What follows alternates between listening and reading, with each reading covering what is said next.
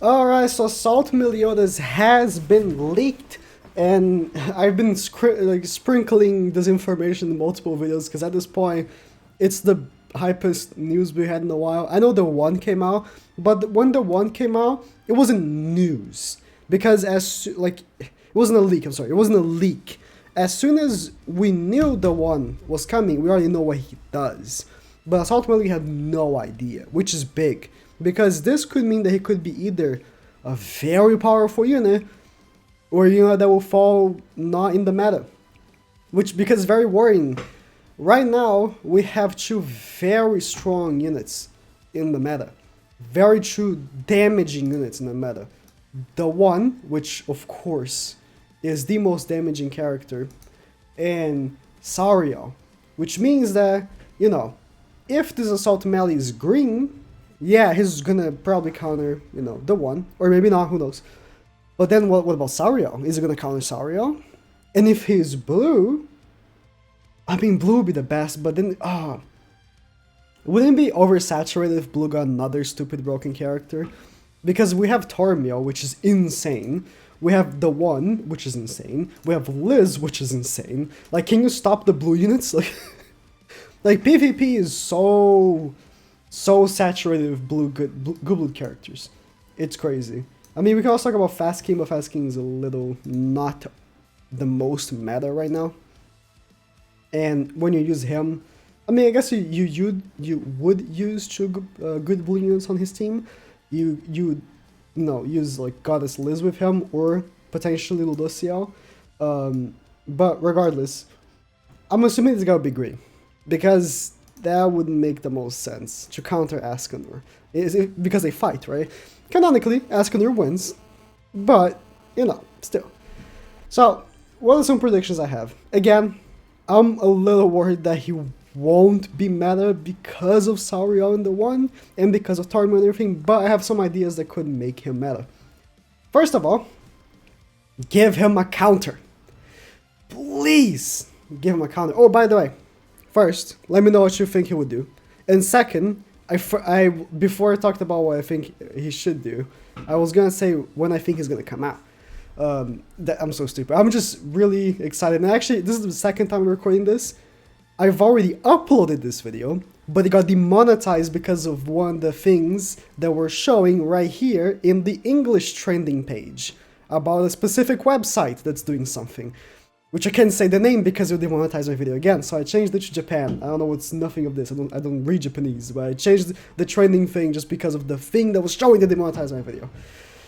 I already have it open. So, when can we expect this Meliodas? First of all, we need to identify what Meliodas is. Is he a festival character? I don't know. We don't know. He could be a festival character, which would mean, that he won't release for a little while. The reason for it is release schedule. And there's another reason I think he might be a festival. So this is another leak we have for Oslo and Hawk. Oslo and Hawk has a ticket on JP already. And he could be a New Year's character. Or could be this Assault Meliodas. So if it is Assault Meliodas, we should be getting him by around the 24th, which is when the next big banner will come out. So that would be the New Year's characters. We got Elaine on the 10th. She was a pseudo Christmas character, and we could get 17 here is a that week. We usually, JP, we have banner week, that week, banner week, that week, banner week, so on and so forth. Sometimes they release two banners week back to back. Sometimes. It's not that common. They could, but 24th, 23rd should be when the next banner is going to come out. And it could be either Oslo and Hawk or this Assault Meliodas. Or if it's something else, I don't know, but it's what's leaked, And because, Hawk and Oslo is an exclusive character, he could be the festival, sorry, not the festival, but he could be the New Year's character for JP. I'm hoping it's Meliodas, because then he would be the next character to release. And if he is a festival, judging by the other Windows of Time festivals came out, Assault Melee, Lost Vein Melee, released here. I am missing. Okay, Goddess Liz, Salt Melee. Sorry. Lost Vein! Lost Vein Melee released here, 26th of March. And then the Goddess Liz released 28th of May. 2 months. But then until King, it was 3 months between, 28th of May and 27th of August. And between King and Escanor, it was another 3 months between here in August and November. So essentially, you could expect another 3 or so months for the next festival, unless there's a reason for it. A celebration or something. I do not think they'll release another festival only a month after the previous one. That would be really weird. They could. They definitely could. But I think it's a better chance of them releasing a New Year's character. So I'm hoping he's a New Year's character. If he is, his banner most definitely should come with other exclusive characters, maybe including Green Gopher, which would be like the most insane banner of all time. Nah, I think the most insane banner of all time was KOF's banner on Global. That was a crazy value banner. 4 amazing characters plus Green Gopher featured. That was crazy. But, that's something to keep in mind. A counter! Why do I think Assault Melee could have a counter? Well, judging by his fight with Escanor, lower the volume a little bit just in case. For the counter! Unfortunately, I couldn't find the Japanese version on YouTube with the higher quality. If you don't know, Netflix improved the quality a little bit of the fight. You can still see it's not the best, but they improved it a little bit, so I wanted to get the better version. I'm gonna be selecting clips here to show some skills that I think he potentially could have. But you can see he does use a full counter on his fight. And I think he could have the full counter. I should have already opened this, I'm stupid. From the fight against Super Boss Meliodas. If you don't know, there is a counter effect on Super Boss Meliodas that is not currently in the game or in a unit. When he uses his I don't have good so I looked for hours for someone that had gameplay footage of that. I couldn't find it. No one was stupid enough to trigger it on the video. But he has a really stupid counter that is an AoE counter. So he puts a counter, it lasts for 1 turn. But it depends on, they could change it however they want. But on this first phase of the fight, you have to use a debuff card to proc it, but in the second phase, you just attack him and he counters. The counter is incredibly strong, and it's an AoE counter. I would love for this counter to be on Assault Meliodas. That would be so good. That would be such a good counter. And that would make him in the meta. Because right now, we have, of course, the meta team, Estarossa and Tarmiel. And the reason why this meta team is so good is because of Estarossa's effect. It's one of the reasons. Is Estarossa's effect. His passive is that when you use a stance, you gain immunity. So you can't be petrified, stunned, whatever. And that's just really good. That's just a really good effect. So if you have, Estarossa, Tarmiel, and Meliodas, potentially that could be a very good stance team. Stances for the longest time were very useless. Except, Green Melee's counter. But on PvP, they were always, useless until Estarossa, right? And then Estarossa, with that passive, is just way too good. Stance units just became, inherently stronger.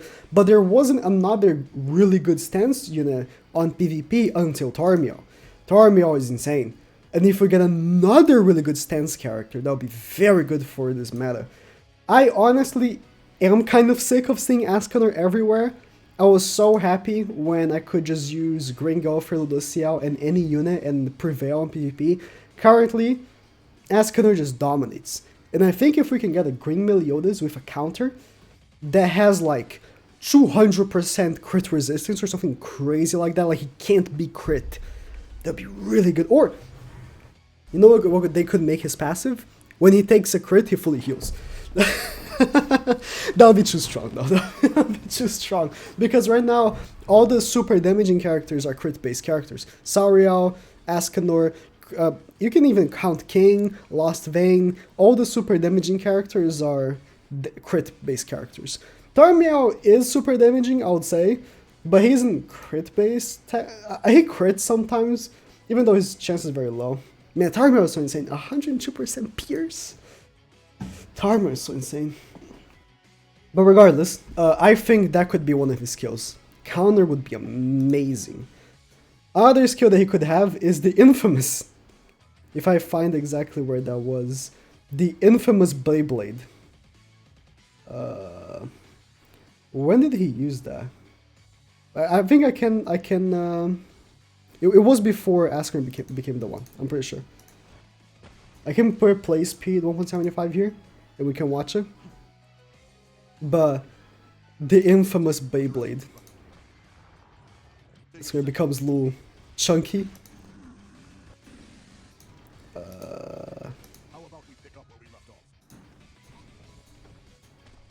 Bruh. Did they not put the Beyblade in the Netflix version?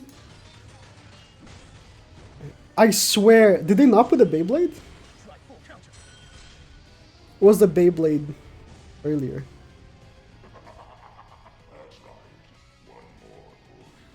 Wait, let me get the shitty version. Yeah, okay, the Netflix version doesn't have it. They took it off. They were so ashamed. Okay. They were so ashamed they took off the Beyblade. This right here. Yeah, baby. That Beyblade. It's not in the other one. I swear. Because that was like early, right? Early in the fight. Early in the fight. Yeah, they completely took that part off. They were like, Lamau, let's not put that in. Let me continue the music. Alright. But the Beyblade could be in a skill. Like, actually, in the manga, it doesn't look so bad. I would love if that's a skill, though. Where is that? No. Oh, it's because I'm watching after he does that. Okay, that's why. The person who uploaded the video didn't include this. Okay. But the Beyblade. You get what I mean. And since we're watching this already, what I think his ultimate could be is this. When Askuner already is the one, he goes and does this. The one.